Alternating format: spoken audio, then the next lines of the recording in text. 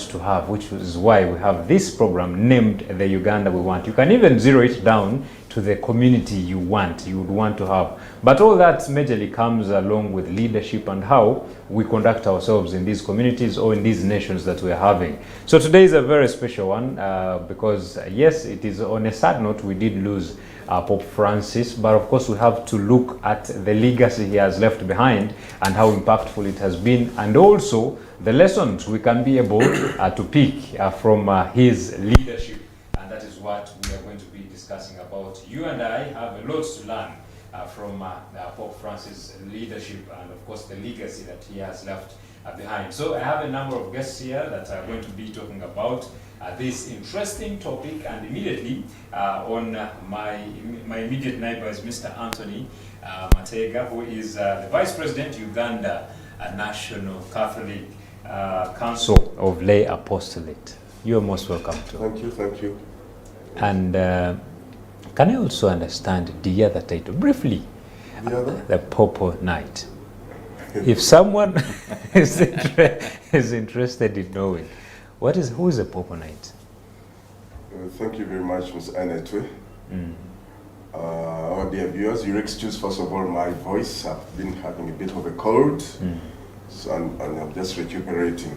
Okay. Nonetheless, as he has introduced, these days the focus has been on the papacy, Pope Francis, his death, and now the aftermath where we're going to have his successor. I'm Anthony Mateega, has been introduced. I'm a Papal Knight. Papal Knight is an honor. The church has got different honors, but within the laity, the Pope honors certain individuals within particular countries, and I happen by divine providence, not by application or not anything. I was appointed with several others as a Papal Knight, directly from the hands of Pope Francis, and the bull that elects you, the bull, that's the document, we call it the bull, that comes from the Vatican, states directly and signed duly by Pope Francis himself that I've honored individual X, or Y, or Z, because of reasons best reserved to themselves, and it becomes a Papal Knight. In an ideal situation, when I go to the Vatican, they see us as, when I'm putting on full uniform, you're one of the special whatever. So if I travel to the Vatican this time around, you wouldn't be surprised to see Swiss guards saluting me. Wow. So it is a pontifical honor, but at the same time directly from the hands of the Pope. Yes, but usually it comes to in light of service to the church, and becomes sort of, can these people be an example to others? So when you are honored as a Papal Knight or a Papal Dame, the women are called Papal Dames, it's not your honor per se, it is an honor you're holding on behalf of the so many people within the community in which you are serving. So you have to hold it as dear, because I'm representing millions, or we are representing, all the Papal Knights and Papal Dames are representing millions of Catholics here in Uganda. Thank you. Wow, very interesting. Yes. It's a pleasure to have you on the panel today. And to the extreme side, we have Mr. Joseph Ssenkumba, the Youth Coordinator, Kampala Archdiocese. You're most welcome. I am very excited to be here, and especially seated with my senior from the same parish. Wow. Incidentally, we did not talk, but we are here. I'm also a youth leader in Bunamwaya Parish. Okay. Happy to be here and to share what I know and what have I experienced with Pope Francis the late. Wow. And you know, in a nation like Uganda, we have a diverse number of young people, that is the youth. And I'm glad to have you to discuss this in that angle. Later on, we shall be joined by Reverend Canon Kaiso, who has been here a number of times. Of course, he'll be joining us for this discussion. And I'm going to start with the youth side. When you look at, or when you remember the leadership of Pope Francis, How can you describe his leadership before we even go to the legacy? Well, I am happy that I'll be sharing this because in the world full of processes of being a leader where you have to toil, hit everyone standing in your way, a life of leadership where you have to show power, money, authority, being important and expecting a lot is a total direction that Pope Francis changed. Seeing his leadership, and he has always emphasized, I was with him at the International Youth Day, the World Youth Day in Lisbon, and he emphasized leaders to be servants. If you want to be a good leader, then serve others. So I'll definitely just tell you that Pope Francis has lived and shown the world that leadership is not about building ourselves, building our egos, but it is about the people we serve. So many times we have seen Pope Francis down to the people, for the people, and he has lived with the people. So his leadership style has really been servant-led. Okay. Yeah. Wow. And for a person who was privileged, can I call it appointment? Can I call it? What do you term his leadership? How can you describe his leadership? Well, different personalities come with different leadership styles. Of course, they are shaped by the background, the circumstances, and since even we are talking about a leader in the church, we can ably say that God provides prophets according to the times. He knows when he provide an Isaiah, at moments when he provide a Jeremiah or a Joel or whatever. So God provided the church with the Pope Francis within this particular time in the history of mankind. And he was somebody who was pouring out certain aspects that we leaders need to come to look at strongly. In the gospel, Jesus says that the rulers of the world have powers over them. But to you I say, be servants. If you want to be the first, be the servant of all. Now, my colleague has emphasized the aspect of servant leadership. And sometimes people think that to be servant, the aspect of servant leadership means to be on the soils and everything. But it means to be in touch with the people. Now, Pope Francis brought out, he emphasized certain aspects of the church. They've been there, but there's a special emphasis on them. Now, he brought about the aspect of synodality. Synodality means coming together and coming to conclusions together. This time round, synods have been in the church for close to all the 20th centuries. But this time round, he even involves, it goes beyond the bishops, it goes beyond the cardinals. And the last synod the church had was a synod on synodality, even where the youth were involved. So that is a type of leadership that is quite very, very unique. When he became Pope, of course, the Pope is final in this Catholic Church. He's supreme. He's the law almost itself, almost, I would say. But here he is. He forms a council of cardinals, one from each continent, and these six cardinals form sort of a committee, advisory committee to the Pope, and they've been regular in sitting. Now that's a special leadership style. We don't want to put it against other popes that why didn't the others do it? Because those were their times, and these are the times today. So that is a special aspect of leadership. Secondly, as I said, circumstances shape us. Circumstances shape us. In order to understand Pope Francis's leadership style, You have to look at his background, where he came from in Argentina, and within his particular diocese, Buenos Aires diocese. This is one of the dioceses, find the capital city of Argentina, but full of slums, very big part of slums, whereby the pastor is expected to, if he's to make any pastoral impact, you have to be within. So, much as you're a cardinal, a bishop, and people take you in high esteem, correctly so, but you need to smell the sheep, to have the smell of the sheep, as he has already said it.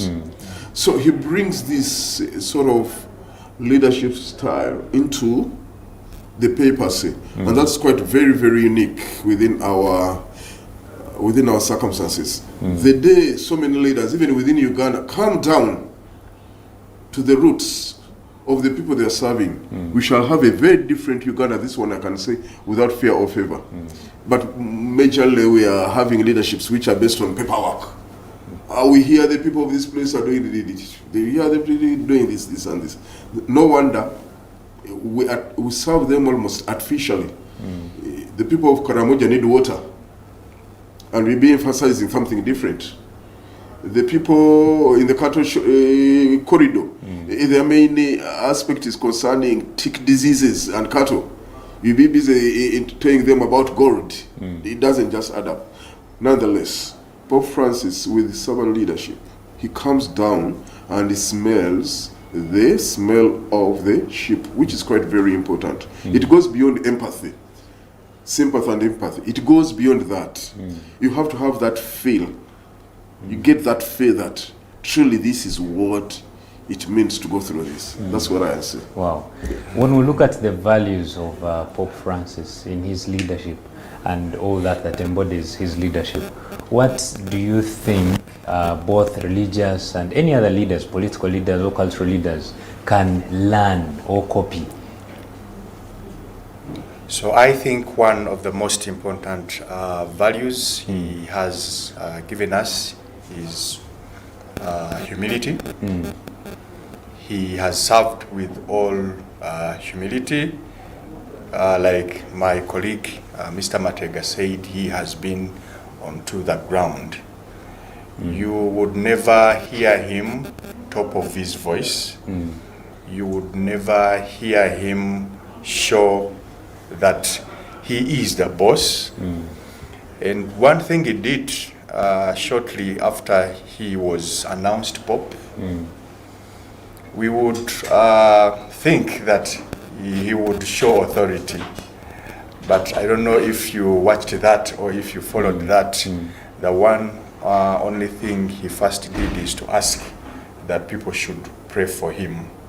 And that means that he gave the authority to the people. He shows that I am here for the people, I am here for you. So, and he also acknowledges that he is not the most holy, even though we think that. So he acknowledges that he is a sinner. He acknowledges that he can have challenges and difficulties, but with the people and the grace of God, he would lead us that way. So that's one of the things that I have been emulating, and I like so much about him.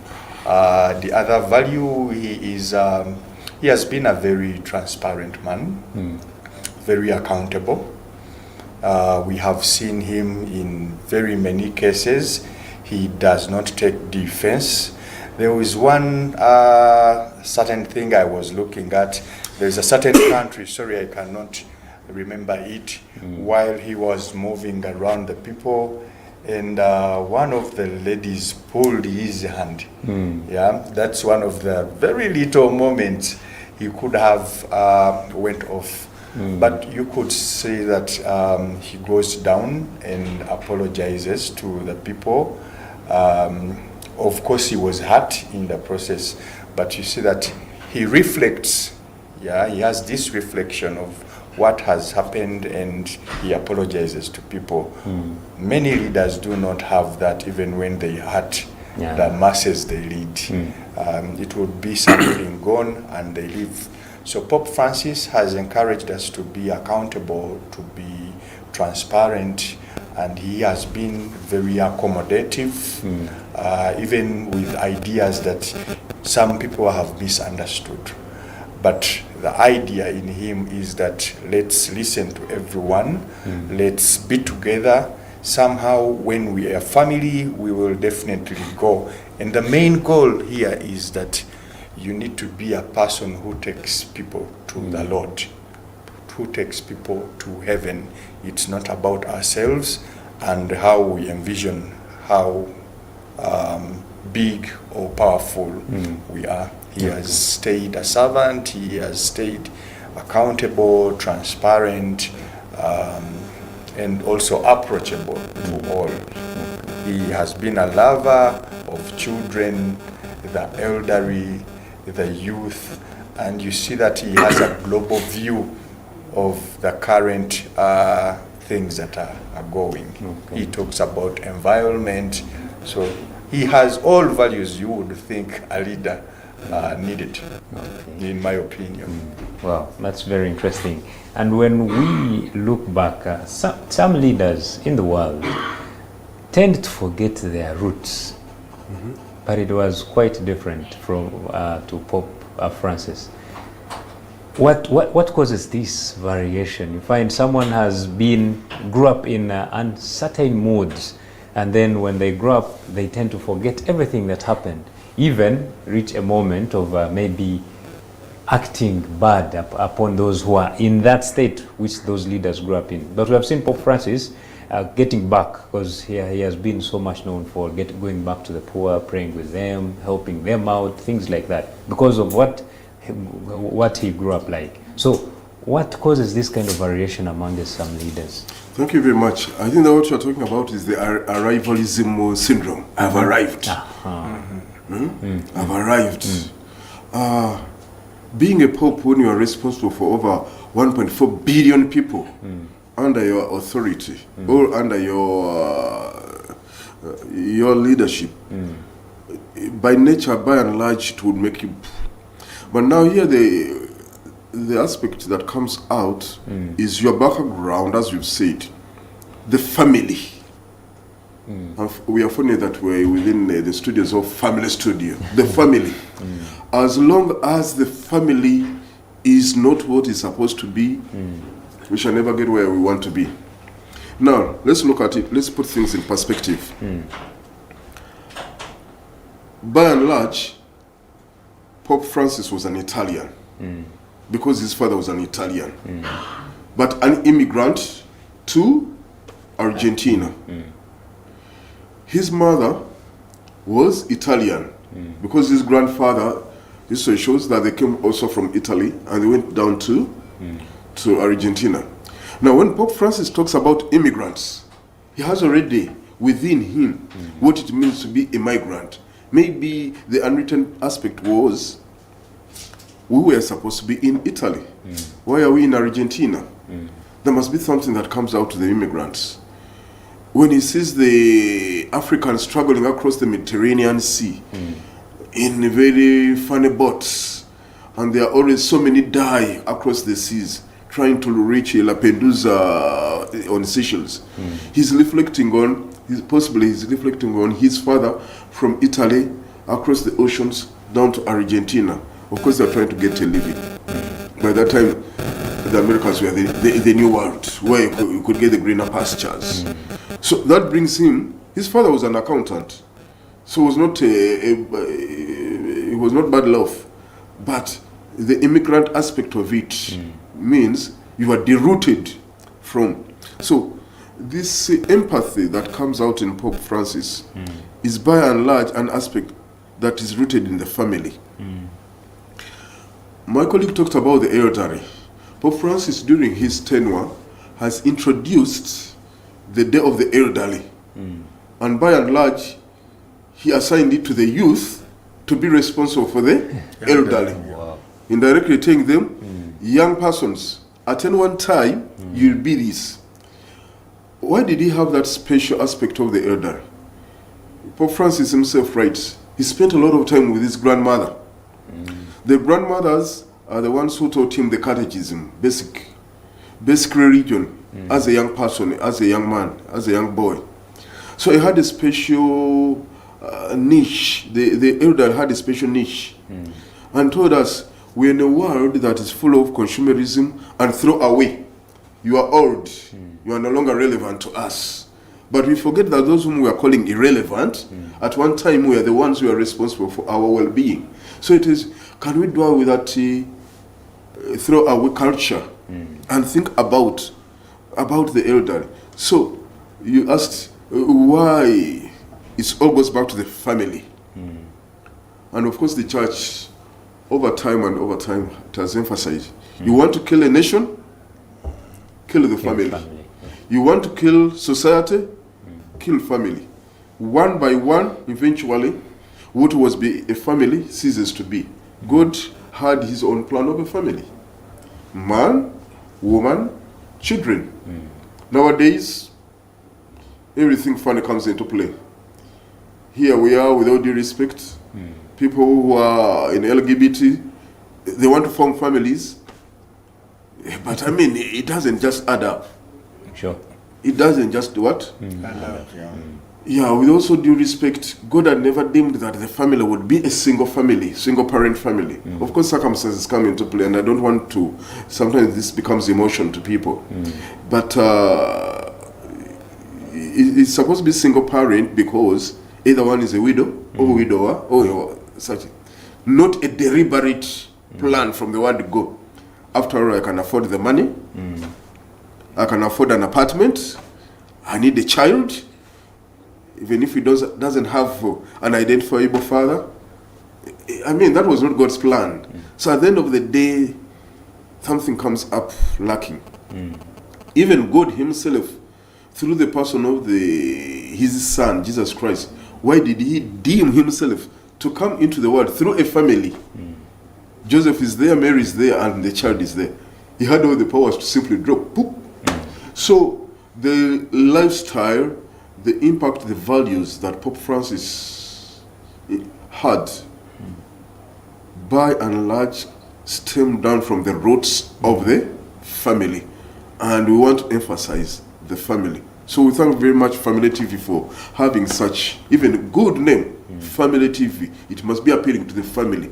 Do something with the family. Thank you. Well, thank you so much. And now I want to understand from Joseph about his leadership, his influence, his leadership, the way it has influenced other social issues like climate, like environment, even politics around the globe. How has his leadership, influenced all these other sectors? So Pope Francis has written many things. One of those things which also Mr. Mateega can describe more is a big document, Laudato Si. Thank you. And that was specifically about how the world is moving and how he's envisioning the protection of the environment. And many things have changed, even in our programming, in the activities of the departments and institutions of church. Our institutions like Caritas have also put more emphasis and resources into renewable energy, into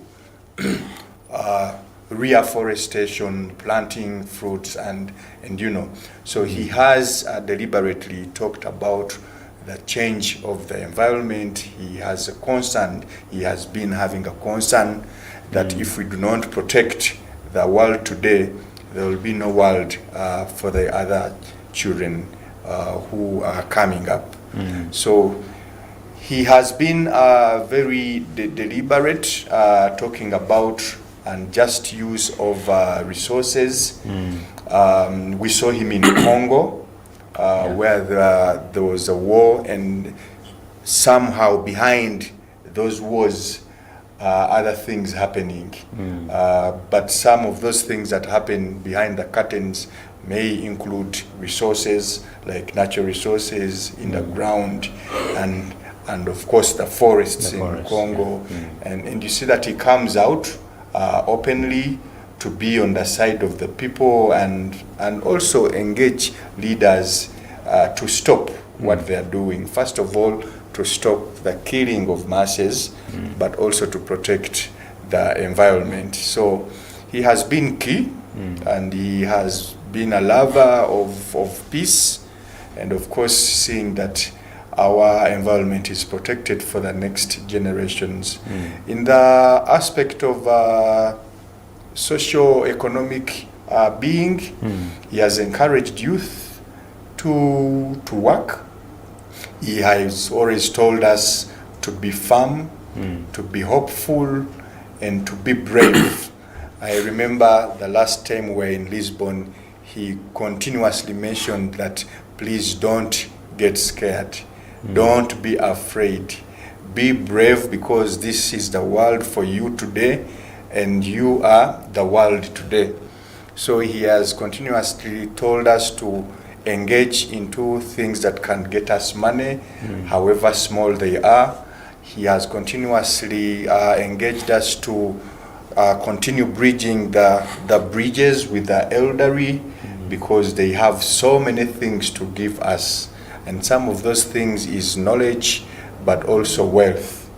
And when we tried this, I can tell you, in some of the parishes in our diocese, we have a program of the elderly and the youth. An example of my parish.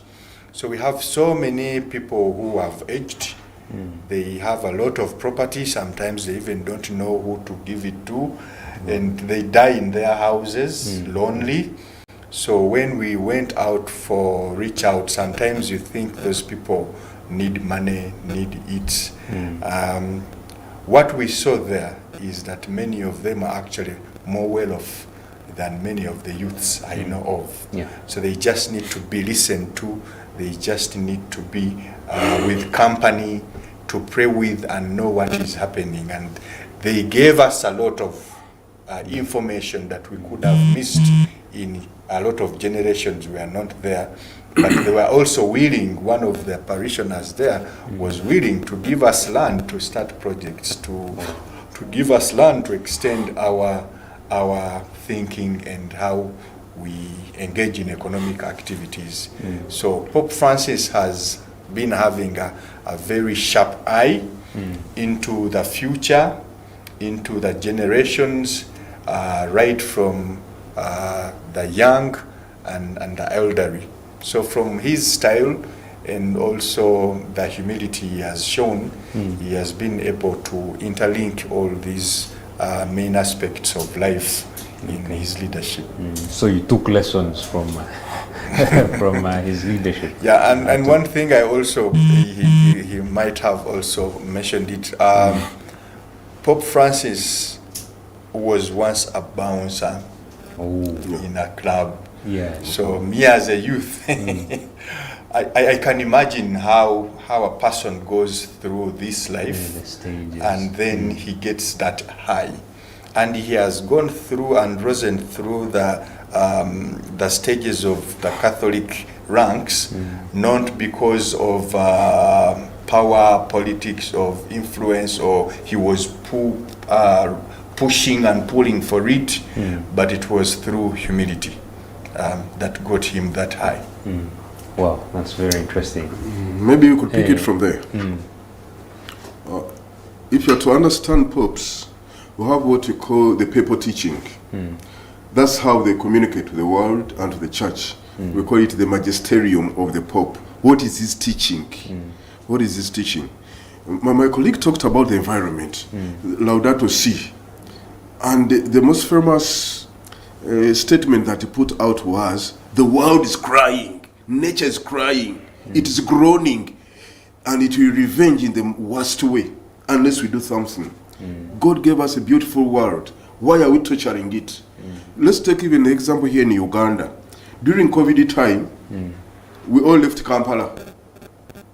That 1.5 months, 2 months of the lockdown, by the time we came back to Kampala, it was fresh. You could even feel the air was really fresh. Hardly 2 months back, it was back to its dirty, all over Bovera, polythenes, bottles everywhere. So he's saying that, hey guys, nature will revenge when it comes to that.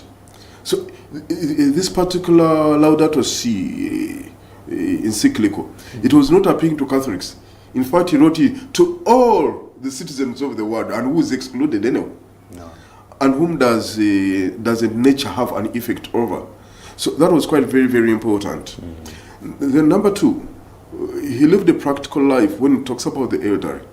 Here he was in the pontificate when Pope Benedict had resigned and retired because of the burden of age, and was living just in the backyard of the Vatican.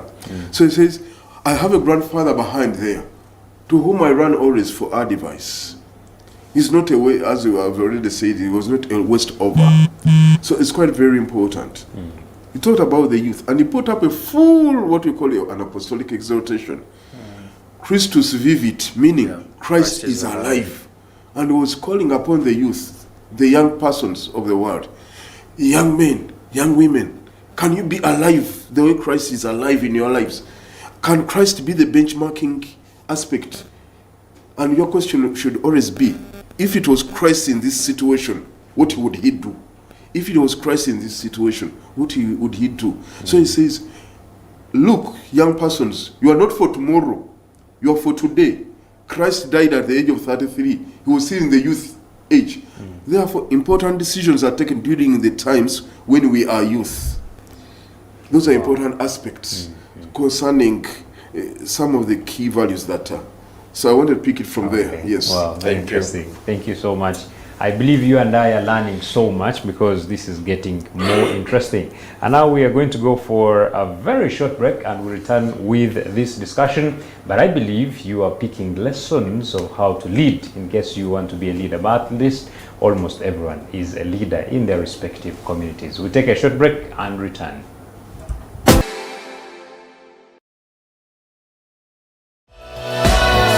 This is Church of Uganda Family TV. Enriching lives. Regulated by the Uganda Communications Commission.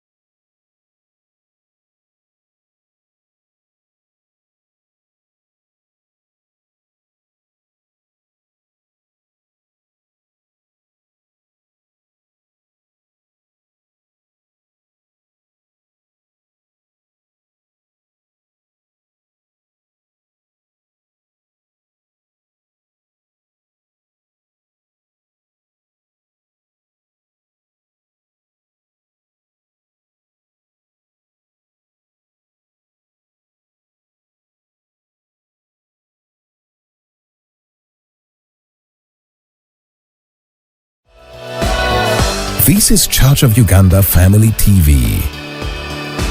Enriching lives. Regulated by the Uganda Communications Commission.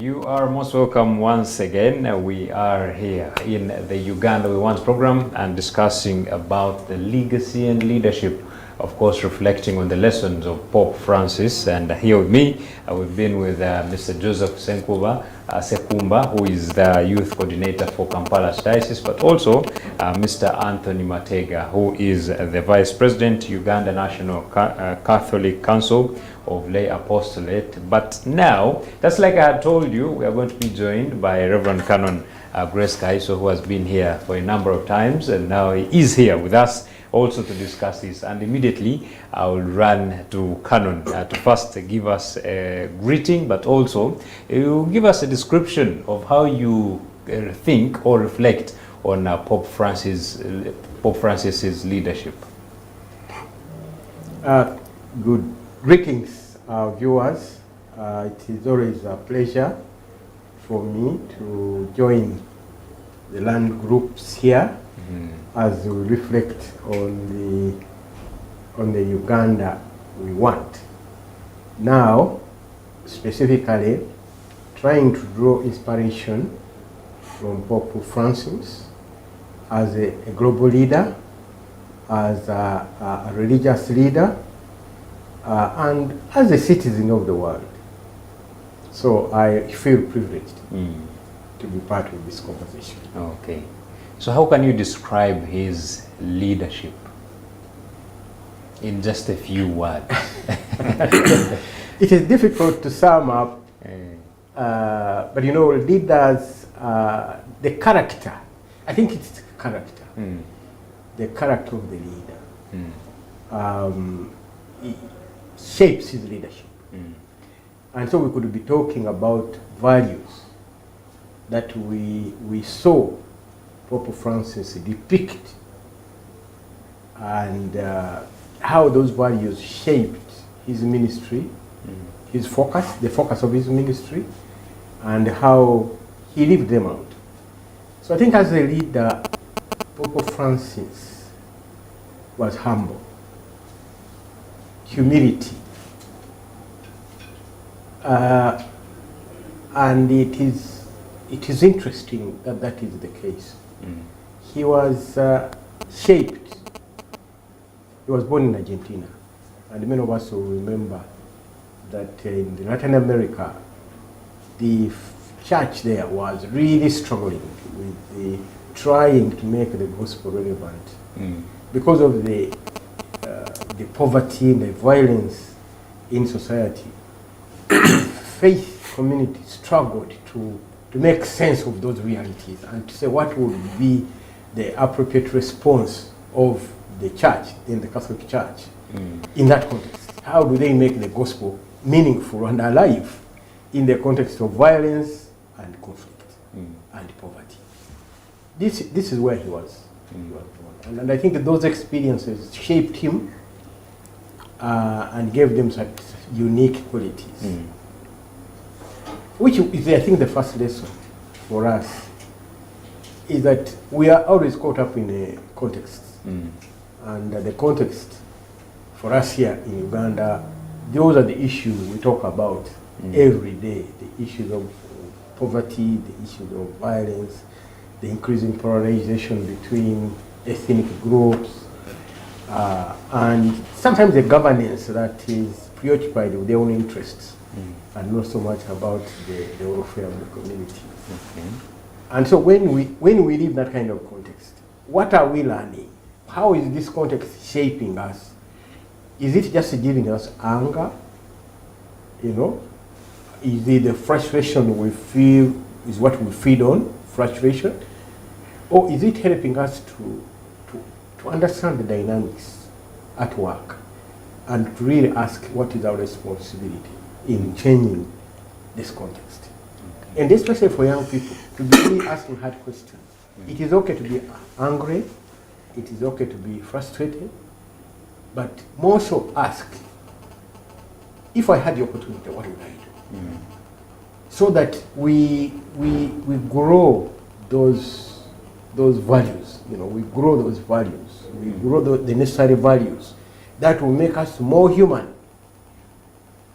instead of acting on anger and frustration and actually making society worse. So if we were to help our young people to reflect a bit more deeply and be asking the right questions, then it is possible that we will have more and more Pope Francis, people with that kind of character. That's where he came from. And you would have thought that when he came up to within the leadership of the church, that he would grow pompous, that he would feel that he has arrived, Yeah. So the thing to learn here, for those who are in leadership today, many of our leaders came through what we normally call the Liberation War, or through the war in the Ruel, and we are continuously reminded how much they sacrificed. Did that sacrifice turn into service, or for the community, in self-sacrifice? Or how has it turned out? So there are lessons for every sector. And for religious leaders, Pope Francis is a leader that has led out of deep compassion, a leader who has had feelings, who was still a human being. Sometimes I feel like those of us in faith leadership, when you get to certain ladders, then we are like no different from the politicians. We want comfort. We're looking for to be worshipped. The lesson from Pope Francis, that he remained humble. He picked on the qualities of Jesus Christ, of being a servant to the least. He spoke to the poor, he spoke to the rich, because he felt that his calling was to transform, to give hope, as my brother has been saying, and to create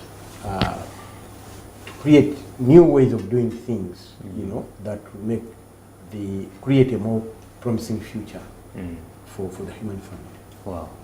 One can easily think Canon was behind there watching. Wow, thank you so much for that insightful submission. Now, I want to go to Mr. Anthony. Yes. Looking at leadership, one has to be with things that drive them. Maybe you have a tool that leads you, maybe you have a document, you have a constitution that drives you. Can we look at some of these documents from Pope Francis that maybe could have shaped his leadership to what it was? Thank you very much. In the Catholic Church, popes write important documents, which are normally called encyclicals or apostolic exhortations. Now, the encyclical are the major, and usually they are referred to for centuries and centuries. Pope Francis wrote 3 encyclicals. We have already talked about the Laudato Si, care for Mother Earth. The other, which was the first one he wrote, was Lumen Fidei, the light of faith. As soon as he had become Pope, this document had been started off by Pope Benedict and resigned, and was finalized by Pope Francis. Lumen Fidei, the light of faith. In summary form, it states that it is faith that is supposed to be guiding our principles. So the light that comes from faith, once we accept that faith is the guiding principle, it illuminates, it gives out light. So you ask, is he doing that action, that act out of faith? In the Bible, in the Psalms, one would say, your word is lamp to my what? To my feet. So in this particular encyclical, Pope Francis was telling us, can we use faith? Put on eyes of faith. May your mind have faith. And at the end of the day, it will become the source of light to others. Then the second one was the Laudato Si, care for Mother Earth. We have read on it quite a long. I may go to the third one. Fratelli tutti. Normally these are put in Latin because the original language of the church, to avoid the ambiguity in the future. Whenever they make translations, things change. So in the event of ambiguity, we go back to what does the original document state. So Fratelli tutti, which simply means we are all brothers and sisters together. And in this particular document, Pope Francis was calling upon all the nations of the earth that please, we are brothers and sisters. We all share the same blood. It is all red. None has green or blue or what. Why these wars? Why these wars? Pope Francis has always been quoted saying that, look, the world had a First World War, 1914 to 1918, something like that. Millions were killed. We had the Second World War, late 1930s and early 1940s. Millions were killed. Even we had the Jewish Holocaust. Over 5 million Jews were killed, but even others. Now he says, currently the world is undergoing a Third World War, though it is a silent world war. Kuwait, Iraq, Ukraine, Russia, even in our neighborhood, Zaire, Southern Sudan. It is a silent Third World War. Millions and millions are being killed. Millions and millions. Though it has not been officially declared that now we're in the Third World War. So Pope Francis was appealing to the nations of the world that we are brothers. Can we do something about that? Then he put up an exhortation, apostolic exhortation called Evangelium Gaudium. Evangelium Gaudium means the joy of the gospel. The gospel itself, the word is joy. So anybody who espouses the gospel should have joy, because that's good news. It brings good news to us. So he's telling us that, ladies and gentlemen, if the majority of the world is Christian, why doesn't it have the joy that Christ gives us through his gospel? Why doesn't the world have the joy? We are having happiness and not necessarily joy. And joy emanates from the heart. So, by and large, this particular document was dwelling upon the fact that if you really read the Gospels, the Bible, and you dwell on them, they should be able to shape our lives. So that was the purpose of that exhortation, apostolic exhortation. Then he put up another exhortation. It was called, he named it, Gaudete et Exultate. Gaudete means rejoice, and exultate means uprise and rejoice. So this particular exhortation, what was it all about? It was telling us that holiness is not supposed to be sought from the church only. Wherever you are, in your workplace, that's where you're supposed to get holiness. Now, we have a tendency to cut a dichotomy. When I'm at my place of work, things are different. When I go to the church, things are different. But he's saying that holiness is supposed to be got from, are you a farmer? Can you cultivate holiness from there? Are you in the studios? Can you cultivate holiness from there? Are you a trader? Are you a politician? Holiness is not in a sack, which you are supposed to be going somewhere, pick out something, and it is everywhere. And by the time Christ tells us that, be holy as your heavenly Father is holy, he simply say, wherever you are you a mother? Do you exhibit holiness to your children? Are you a father? Do you show that? Are you a leader? So that was the purpose of Gaudete et Exultate. We have talked about the exhortation you wrote to the youth, to the young persons. Christ is alive. Yeah. Christ is alive. Christus vivit. It went further than simply telling them to be alive. He told them that, can you bring out your virtues of stewardship? And stewardship is premised on 3 pillars. Pillar number 1, young persons, can you give your time to the church and to society? Time is the first. Number 2, can you give talent to the church and to society? Number 3, can you give treasury? That is money, financials. So those are the 3 T's of stewardship: time, talent, and treasury. he tried to shape the mind of the youth. Where is the spirit of voluntarism today? Here, even in Uganda, the first thing, it is always, where am I getting? You get stuck in our muddy roads to get a push. Yeah. They always tell you, how much are you giving us first, before? So, Pope Francis, through Christus Vivit, Christ is alive, is telling young people, can you bring back that spirit of voluntarism? Of voluntarism. Then another document he gave us was Amoris Laetitia, the joy of love. Now for this particular exhortation, he wrote it to them, especially the married, and issues that are very contentious came out concerning the divorced, the separated, the single parent families, as we have talked about. But now the joy of love. How is our family supposed to be? For the pastors of today, how do we contextualize the people, the troubles they are going through? What is leading families to be divorced? Here in Uganda, the word divorce is very minimal. It's more of separations. But in Europe and America, everywhere, divorce, divorce, divorce. So this exhortation was specifically talking to the married. And he brought out something that's quite important, has a lot of influence today. That is the gender ideology. God created man and woman. Clear, simple, and specific. Today we are trying to create an ideology out of that. No wonder you find a form with female, male, transgender, gay, lesbianism. God created man and woman. Why bring in, this is becoming an ideology, and a very strong one, mind you. No one says it is our rights.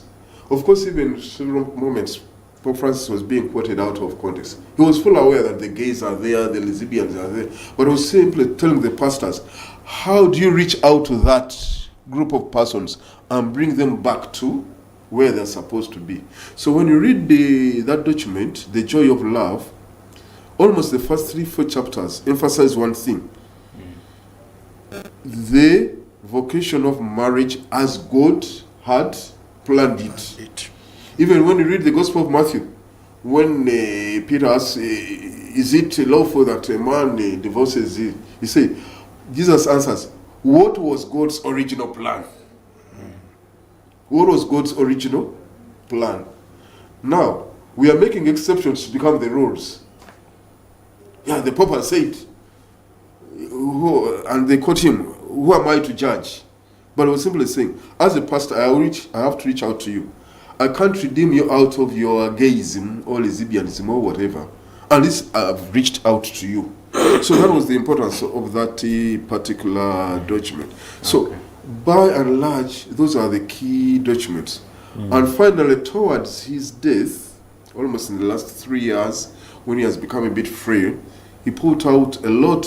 He emphasized what Pope John Paul had put up, the theology of suffering. The suffering is a reality in the world. Out of disease, out of wars, but he was trying to put a Christian outlook towards suffering. Look at the gospel. Jesus saying, here we are, going to Jerusalem. The Son of Man will be arrested, tortured, crucified. Already there is a suffering aspect. In his last 3 months, he said, feel free to talk about my disease and my frailty, he told the doctors, to the world, because that's what I'm going through. And how do I respond to such? Nowadays, we are preaching a gospel that doesn't have an aspect of suffering. We call it the prosperity gospel, with all due respect. We are preaching a Christ who's not a suffering one. We want to put up always a Christ who's and we are saying we can't have the risen Christ unless we have got the crucified Christ on Good Friday. In order to have the risen, joyful, triumphant Christ, we have to get that Good Friday Christ. So how do we bring suffering and contextualize it for our own salvation. So those are key lessons that I think we need to, and which shaped Pope Francis's pontificate throughout. Wow. Thank you. Let me visit the youth now. What role should the youth play in making sure that this servant leadership, as portrayed by Pope Francis, should keep moving on? So I think is to take lessons, learn from them, and emulate Pope Francis's life, and the things he has started will not be forgotten for generations. This is a man who has been for dialogue.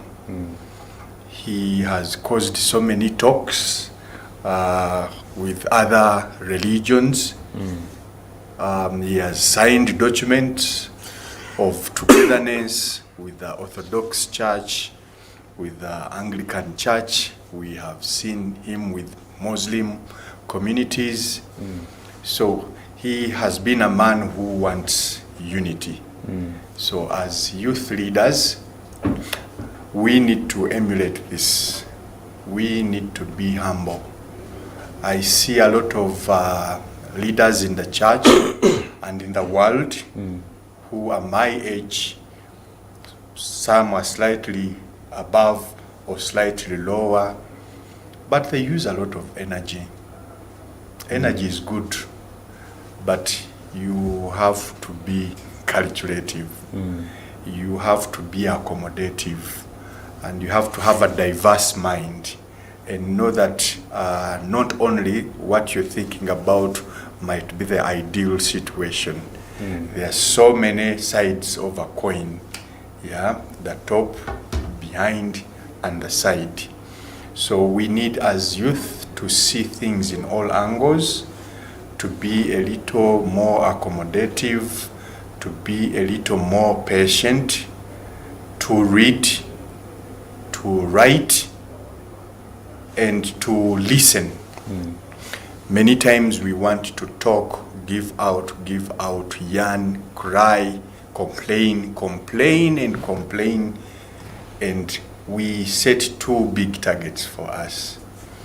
I think from Pope Francis, what we see is a person who sits down, gets personal time to listen to silence. And that's very important for the youth today.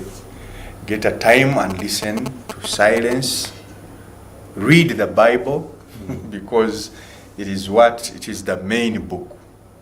And know that, especially in church leadership, our main focus as youth leaders is to take his people to heaven.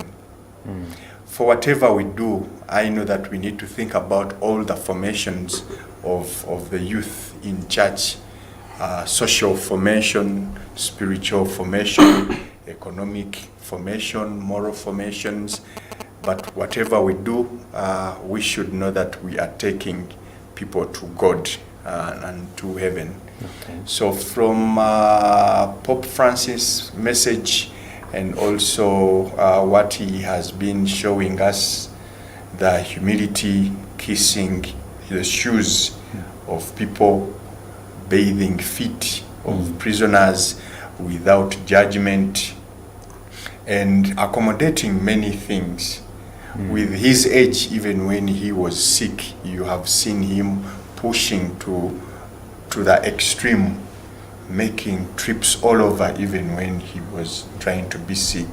So he continues to teach us, if you are a leader, please be committed. We elect so many youth leaders, we go through elections, and people come up because of, I don't know why, they expect a lot from church, and when they reach there, they disappear because they don't see the money, maybe which they think was there. Like Mr. Mateega said, we need to a little have and build the spirit of voluntarism in the way we do things. So as youth, we take a big example. We will continue to uphold what things he has started. For example, we know that today we are strong, tomorrow we will be grandparents. Yeah. So we will continue to push the institution of the grandparents and the elderly, and we will continue to protect the environment. We will continue to follow Christ, and we will also continue to be accommodative with other religions as his vision has always been. Wow, that's very great. Thank you so much. I don't know why time is running so fast, but we are going to take off a little commercials and then we return for the last slot. And remember, you who is watching, this is the moment where you can be able to come in through the calls, but also social media by giving in your submission. Then we shall be able to share with you what that could be. We'll take a very short break and return.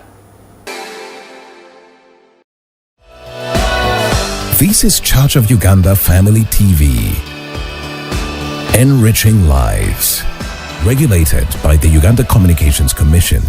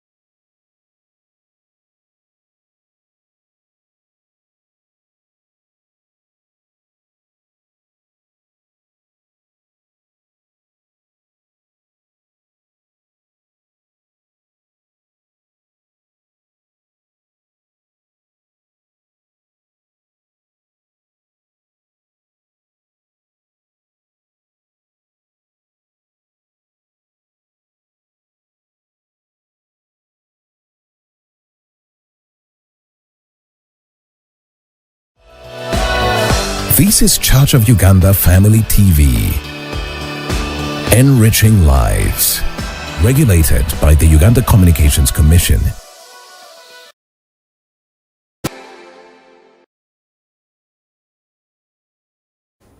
Oh yes, just like I told you, this is our very last bit of it for today's show, and this is the moment where you, our viewer, gets a chance to engage with us here in studio. But here with me is Reverend Canon Grace Kaiso. I didn't tell you that he's the team lead at the Interreligious Council in charge of peace, livelihoods and governance, and that's where I'm going to run to immediately, Canon, and you give us a view on how religious leaders can also uphold the kind of leadership Pope Francis had in order to execute different ways or to put out ministry in society there. Because I remember you did mention that when some religious leaders get to those positions, they feel big, they feel they have arrived. So how best can they use these positions?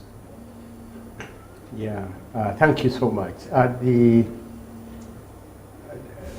leadership is a calling, at least church leadership, faith, leadership faith is a calling. And people feel moved by the Spirit to offer themselves for leadership. Or sometimes that leadership will come through the structures of the church, recognizing people's skills and abilities, and then they are promoted as well to higher levels of responsibility. So, what was your question? How can religious leaders also, can I call it mimic or learn, yes, the kind of leadership? There are temptations around leadership, and I think we need to recognize that. And the temptations to power, the temptations to corruption, the temptations to feeling great, And in my experience, I think most of our leadership, we need to be called again. We need to be called again. Because when we started these ministries, we were humble. We knew that we would not do these responsibilities without God's grace, without prayer, without the support of others. But sometimes when we get to positions of leadership, then we begin to feel like we can manage alone. Very few of our leaders spend time with God. Like has been said, listening to silence. Pope Francis was able to profoundly come up with these lessons because he was deeply involved in prayer and listening to God, taking his calling seriously. So I think that is that is one of the things that we needed to learn. Then really feeling, what do you call it? You could say getting rooted in the context in which we are being called. You know, feeling for the people, feeling the pain, So if we need to learn to get grounded into the realities of where we are placed. And I think that's why he came up, Pope Francis came up with these very deep lessons for us. He reflected deeply and realized that first, the world is a family. So he didn't see people as Catholics, as Muslims. He looked at as God's family. And I think as leaders, we need to begin to feel like that. That God has called you to serve humanity, not your particular denomination. That perspective will help your ministry be different. I think Pope Francis also recognized that there are obstacles to people living as God desires them to be. And some of these obstacles is that what he was trying to struggle with, like issues of climate, our stewardship of the environment. He was very concerned about that because he knew that if we don't change our behaviors and our relationship with the environment, which is our mother for all, then we're doing ourselves a disservice. So leaders must be able to appreciate the key bottlenecks of our times. Because we are talking about leadership at different levels. So it could be that the leadership we're expecting to have is at family level. So the leader, the family, parents, must ask the question, what are the bottlenecks to the thriving of our family? And then you begin to tackle those bottlenecks. If you are not able to define them, then you can't, what leadership are you providing? Same with the leadership at the church level or community level, our LCs, you are in that position. The question for you is, what are the bottlenecks to the people's well-being in this community?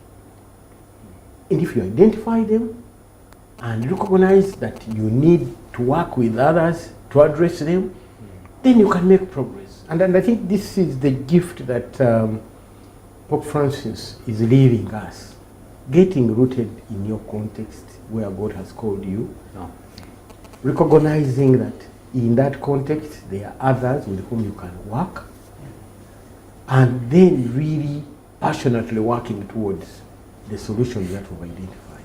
He knew, for instance, that these divisions between faith communities are failing them to live up to their calling as instruments of reconciliation, as instruments of transformation. And so, what did he do? He worked hard at interreligious dialogue and cooperation. He was building bridges. I sometimes laugh and get stressed when I see leaders who are promoting their denominations as if that is the end, as if God is only active in their places of worship. And I'm saying, what kind of God are you serving? The God that is portrayed in Pope Francis is a God of humanity, God of the whole family. And that just as God cares for everybody, we must become agents that care for everybody and work at building bridges and reconciliation. Wow. And then the peace, commitment to peace building. You know that through his writings, he recognized that we should be princes of peace. You know, and he really worked in trying to engage in conflict situations and trying to bring reconciliation, so that we don't give violence the chance, because otherwise we are destroying ourselves. And then the whole issue of faith, you know, leaders must draw inspiration from faith. You know, that our faith should inspire us to positive actions, to positive living. That our faith should be a source of joy. You know, that we should celebrate life.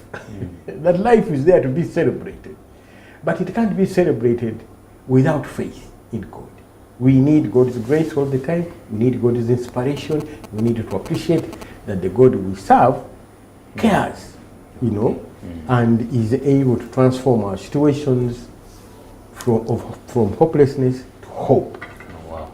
So I think as my fellow leaders, because I'm also a leader, we need to be called again. It is possible that we have strayed, that we've been tempted to come to appreciate, to use power, to seek wealth, you know, all those are three things. Okay. That we need to be recalled, to feel the call of God again. Remember that our inspiration and guidance comes from our Holy Scriptures, and then we engage with those Holy Scriptures. Appreciate that God has provided many other people with skills around us with whom we can work and not have to burden ourselves with the ministry activities alone. And appreciate that we have the broader responsibility of bringing hope and building a promising future for our countries, our communities, our families. Wow. Now, Mr. Anthony, we are heading into the political season. We're already in the political season. This is a moment also to select leaders. What message would you give these people that are coming up, and also in a sense of the leadership, the lessons we get from Pope Francis? Thank you very much. The Catholic Church has got what we call the social teaching of the Church. And in the social teaching of the Church, it clearly stipulates what is expected of elected leaders, especially the political. But of course, it's one thing to state, and putting into practice is a different affair when it comes to the different communities and everything. I think Pope Francis is speaking directly to Uganda when it comes to even to the political leaders. First of all, to the electorate. What are we expecting from we as the electorate? What is expected from us? Communities produce their own leaders. Sure. You want good priests? Let the families be good. You want corrupt leaders? Society itself, where they're coming, they be. So it's whatever we are shouting all over the place. We are having corrupt leaders. Maybe it is a depiction of corruption at lesser. Now we are going towards elections, and even we're already feeling the heat. One wonders, are we looking forward? Why this big struggle? And you're here within even the parties. Everybody wants to have the ticket. It's very much good and honor to serve the people. But are they really there to serve the people? Are they really there to serve the people? The first statement when Pope Francis was elected, the first statement to the people, here is a man who has been elected from the peripheries of the world. Towards the end, nobody was. We knew about Argentina by virtue of Maradona. Nothing else beyond Maradona. Now, here is saying, from the peripheries of the world, are the people craving to serve Uganda really having that spirit to serve? Now that's the election time we are going through. Lord councillors, mayors, MPs, etc. People promising heaven on earth and others. So what we can say is that could they hit the conscious? Could they hit the words of Pope Francis, the way he has been talking to the people, that as long as you care for the poor, as long as you care for the marginalized, as long as you care for those people wherever they are, society will be able to. If you are looking forward to going to Parliament simply to get 100 million out of the blue, with all due respect, then we are not going to be where we want always to be. And I said that, as my colleague said, we are fighting wars just because we are selfish. I mean, why kill a little one, a 2-year-old child? What has it got to do with your wars? I know there's somebody who's going to be missing, Pope Francis. He has been on a daily basis ringing the parish priest of Gaza parish in Israel. How are the people? How are the people? How are the people? Now this is all about politics. We are coming back here. Why are the ammunitions are always in the millions of dollars, not if not billions? How we wish all that could be put to the good use of the... When we look even within our own situation, I feel very bad whenever I see certain UPE schools. With all due respect, I don't want to sound political. When some people are still under a mango tree, and they're going to do the same examination like someone here in Kampala who is in a different what. So they are talking to the leaders that, can we do something about this?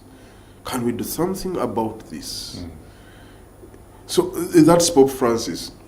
Through his interreligious dialogue, he's saying that, can we cross boundaries? Why build walls instead of putting up bridges? In fact, that's what even talked to Trump and others. Why put up walls instead of putting up bridges? I think that's the message he's talking to the politicians, even within our country. Are we really after the bridges or walls? And when we talk about politicians, people think that we are talking about those who are in the current government. Even those in opposition, it's the same message. Are they really for us, or it is someone's agenda? I may digress a bit. This year, we are supposed to be celebrating 1,700 years since the Nicaea Council, the first council of the church. And at least in the Uganda Joint Christian Council, the Catholic, Anglicans, and the Orthodox profess one creed. Pope Francis was looking forward to this year, saying that, could we go back to that day when we professed that one faith? I could put the same message to our politicians. Can we put Uganda as our first profession? And when we say, for God and my country, it is really for God and my country, and not for God and me. And I'm defining my country as me. So that's quite important.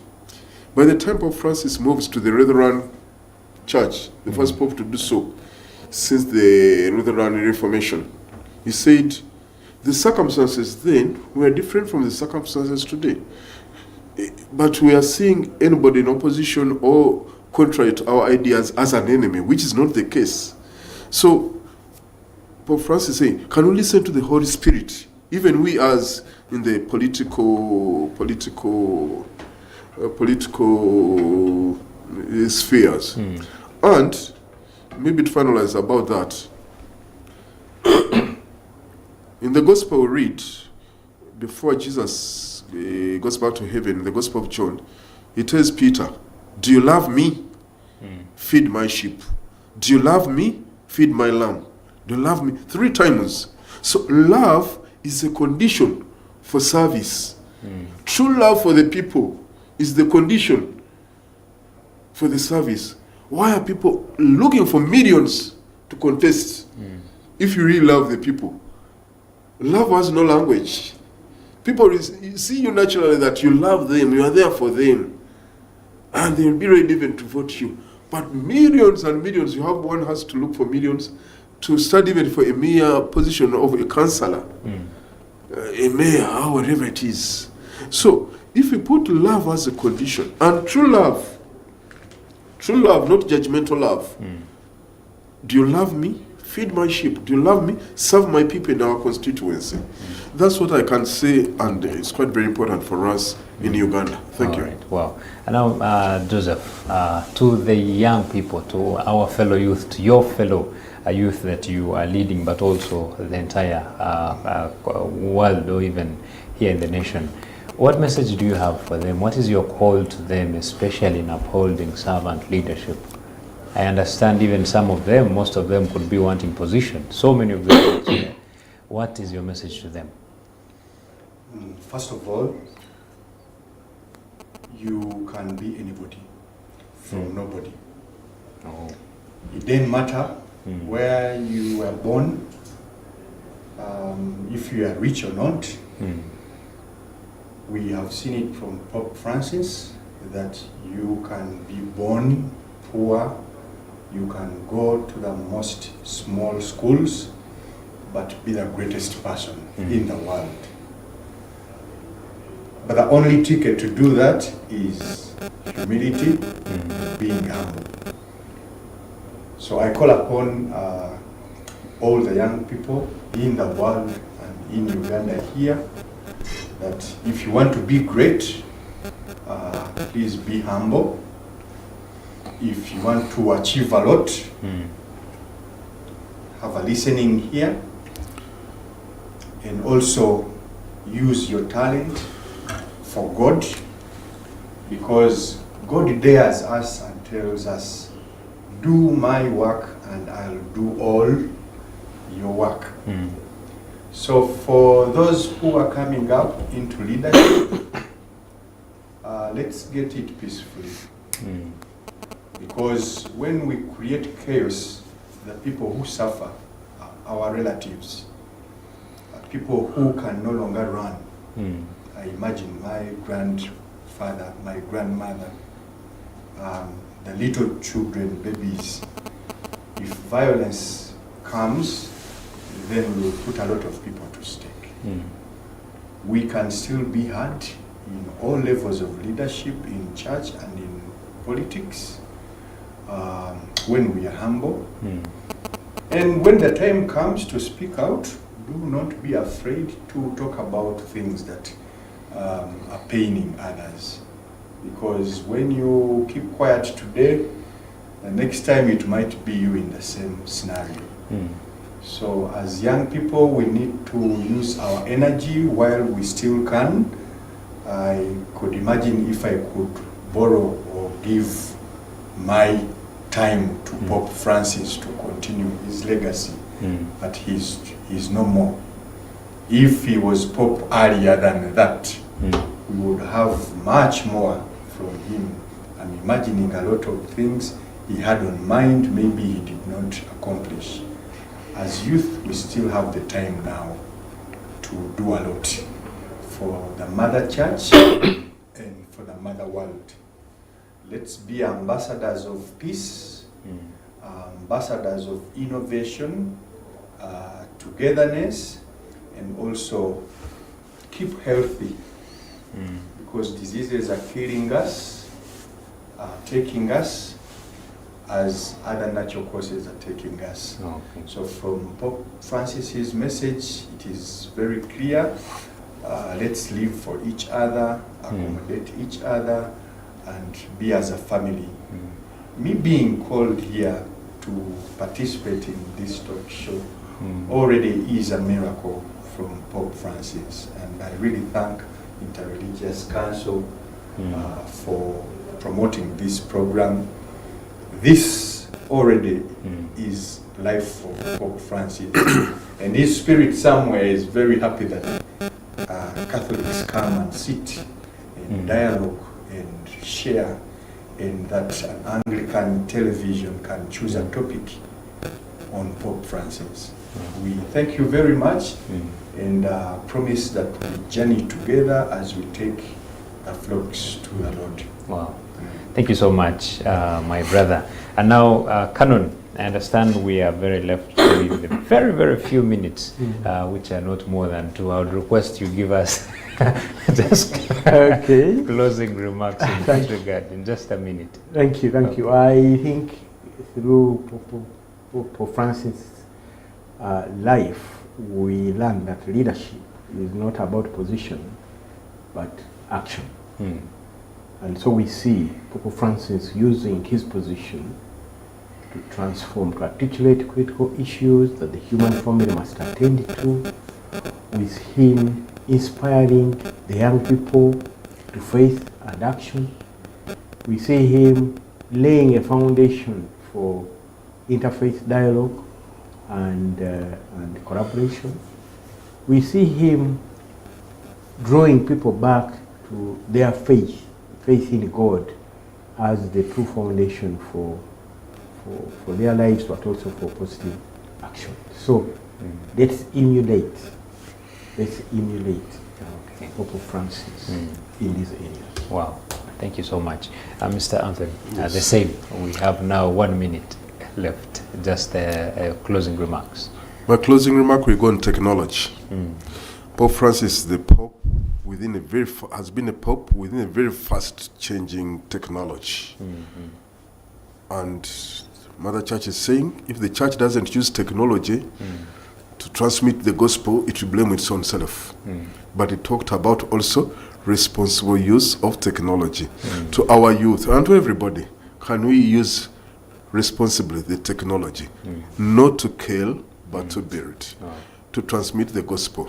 There, we shall continue on the legacy of Pope Francis. Thank you very much. Wow, thank you so much. I think that aligns with our program here. It's called Safe Screen, Safe Kids, to protect the young age against bad usage of media. We really want to appreciate all of you for participating in this, and also to our viewers out there. Thank you so much for joining us in this discussion.